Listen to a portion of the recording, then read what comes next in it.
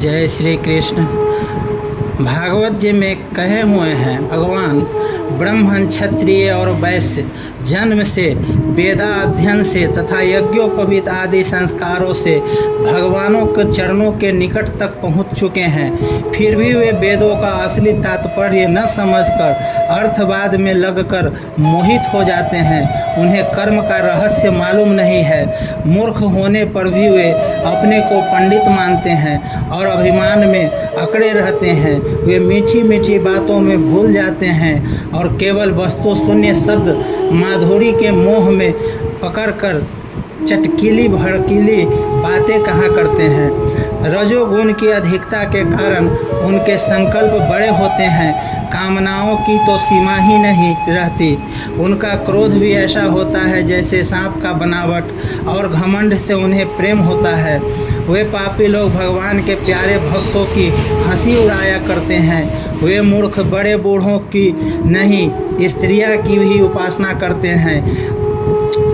यही नहीं, वे परस्पर इकट्ठे होकर उस घर गृहस्थी के संबंध में ही बड़े बड़े मंसूबे बांधते हैं जहाँ तक सबसे बड़ा सुख स्त्री सहवास में ही सीमित है। वे यदि कभी यज्ञ भी करते हैं तो अन्नदान नहीं करते, विधि का उल्लंघन करते हैं और दक्षिणा तक नहीं देते।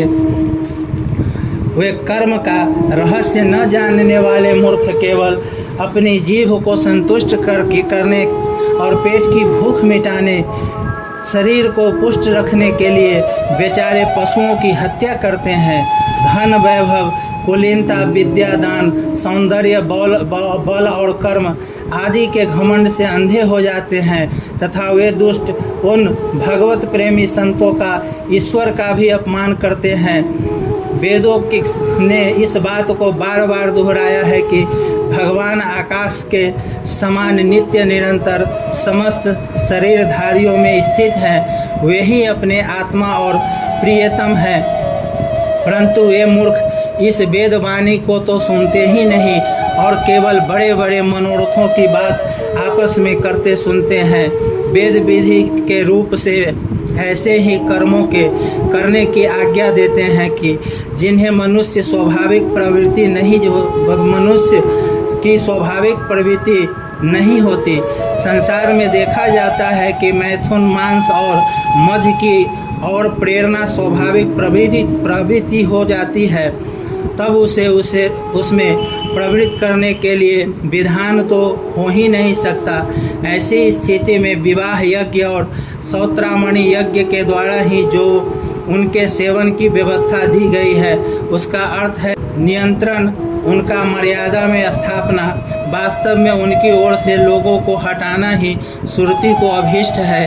धन का एकमात्र फल है धर्म, क्योंकि धर्म से ही परम तत्व का ज्ञान होता है और उसकी निष्ठा अपरोक्ष अनुभूति सिद्ध होती है और निष्ठा में ही परम शांति है। परंतु यह कितने देर की बात है कि लोग उस धन का उपयोग घर गृहस्थी के स्वार्थों में या काम भोग में ही करते हैं और यह नहीं देखते कि हमारा यह शरीर मृत्यु का शिकार है और वह मृत्यु किस प्रकार भी टाली नहीं जा सकती। सौत्रामणि यज्ञ में भी सूड़ा को सूंघने का ही विधान है, पीने का नहीं। यज्ञ में पशु आलभन स्पर्श मात्र ही विहित है, हिंसा नहीं। इसी प्रकार अपनी धर्म पत्नी के साथ मैथुन की आज्ञा भी विषय भोग के लिए नहीं, धार्मिक परंपरा की रक्षा के निमित्त संतान उत्पन्न करने के लिए ही दी गई है। परंतु जो लोग अर्थवाद के वचनों में फंसे हैं, विषयी हैं, वे अपने विशुद्ध धर्म को जानते ही नहीं। जय श्री राधे।